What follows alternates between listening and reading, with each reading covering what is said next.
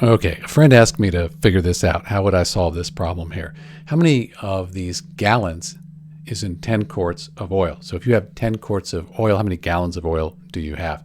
So the way to think about this, what you need to know is that there are 4 quarts of oil in 1 gallon.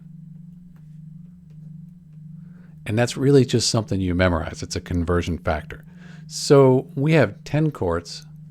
So if it takes 4 quarts to make 1 gallon, you can see that it's going to be about 2 gallons. Since 4 goes into 10, 2.5 times, so about 2.5 gallons. The way to do it mathematically is you take your 10 quarts and you divide that by 4 quarts, because we want the quarts to cancel out, and that's quarts in 1 gallon. So 4 quarts in 1 gallon. So those are the units. So now you divide 10 by 4, and that is 5 over 2, which equals 2.5, just like we said, or 2.5, and then quarts cancel out. So you're left with gallons. That's what we're looking for. So in answer to my friend's question, if we have 10 quarts of oil, we have 2.5 gallons of oil. That's because 4 quarts equals 1 gallon. So we just divide 10 by 4, get our answer. Hope this helped.